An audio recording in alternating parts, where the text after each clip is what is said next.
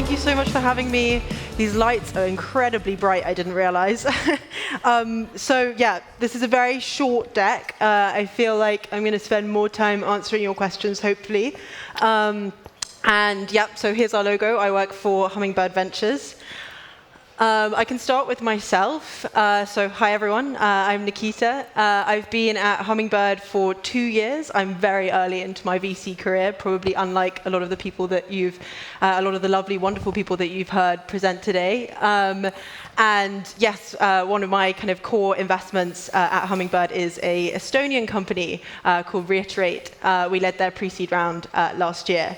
But to kind of backtrack a little bit about me and why I wanted to work in venture, and also why I found such a great fit in Hummingbird. So I read history at Oxford for my undergrad, and while I was there, became kind of really obsessed with storytelling, and particularly oral testimony, and the stories of all sorts of different people and how they can affect change in society. And so was always really kind of obsessed with people, why they do the things that they do, how they tell their stories, how they learn, how they change. And so actually then, yeah, also ended up continuing studying and did a master's and luckily got funding to do a master's in the US as well. And then coming back to the UK, so the previous job that I did before Hummingbird was working for a kind of buy and build private equity firm that was buying edtech, media, and gaming companies across Europe, North America, and LATAM, and that's kind of where I first got excited about this thing of kind of startups, founders, etc. And so decided I have to work in venture. And just to give a bit of a brief on Hummingbird and who we are, we're an early stage fund. We have an office in London, but I would say the entire team is very nomadic. We invest globally. We're also sector agnostic. We do hardware, software, and predominantly early stage, so pre-seed through to Series A, with check sizes of 500K all the way up to 10 million. Had the pleasure to work with some amazing companies like Billion to One in San Francisco, Kraken, Deliveroo, Pristine Care, and some amazing mobile gaming companies out of Turkey, including Peak Games and Gram Games. Fund is 200 million. We're on our fifth fund. And how do we partner with founders? So yeah, we're a team of 10 investors. We invest globally. We're constantly on the move. So I was based in London, but up until recently, I've lived in Istanbul, Amsterdam, and I'm about to move to Stockholm. And the rest of the team are kind of spread across the world as well. We're pretty selective. We invest very infrequently, do about 2 to 7 deals per year, and yeah, have very concentrated portfolios, so heavily double and triple down into all the initial investments that we lead. And yeah, in terms of thesis, given that we're so broad, I would say that yeah, key thesis here is people and team for us. And that kind of ties back to why I wanted to get into venture in the first place, which is to be in the room with the smartest people in the world. So I'll leave it at that for the moment. I hope I'm within time. You're doing better than many of our presenters today. The VCs, you got to be. Thank you very much. We didn't have to use this. We were very kind today. We wanted to make this a very good experience. I know Yrjo had quite a few questions prepared in advance, so I'm going to give you the stage here, man. Oh, well, thank you. I'm a kind man. What can I say? You are kind. Well, you know, you got Oxford and Harvard on the same slide, so that's 20 points right there, right? So that's it. That's enough, probably, right? Track record. Obviously, Ivy League is super impressive, but you were also very humble about, like, listen, I'm maybe 2 years, something like this into this. You guys put it on a website, emotional intelligence, if I'm not mistaken. Yeah.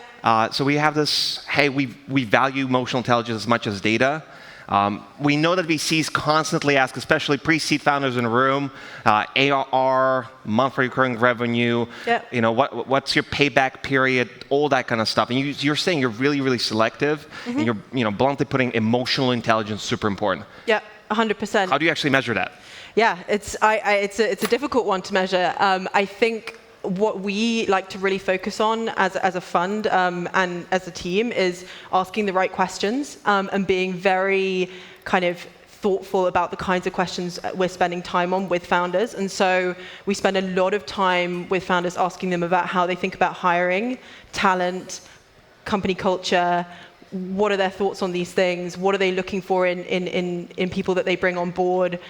How do they test for these traits? And I think some of the feedback that I've gotten, and I think resonates across the rest of the team, is that not a lot of VCs spend very much time on this.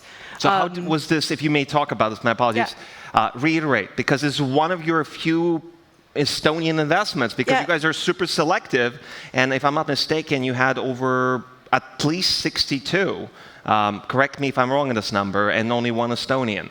So is this mean emotional, Baltic founders are not that emotionally intelligent by proxy? No. True. Yrjo, I know you're a harsh critic. We're all working on this, but walk us through the process a little bit. Sure.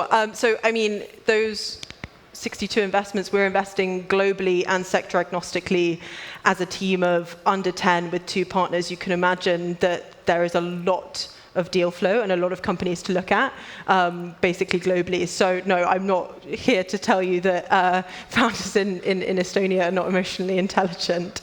When you say talk us through what specifically?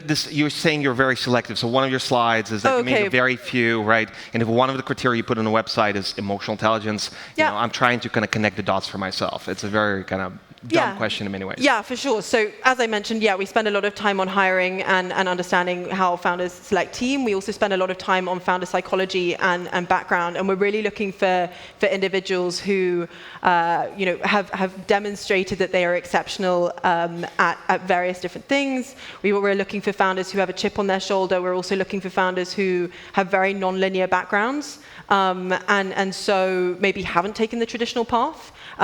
So, for instance, founder of Reiterate never went to university.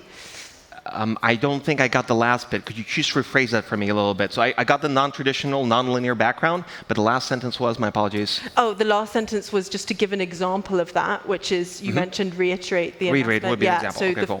the CEO never went to university.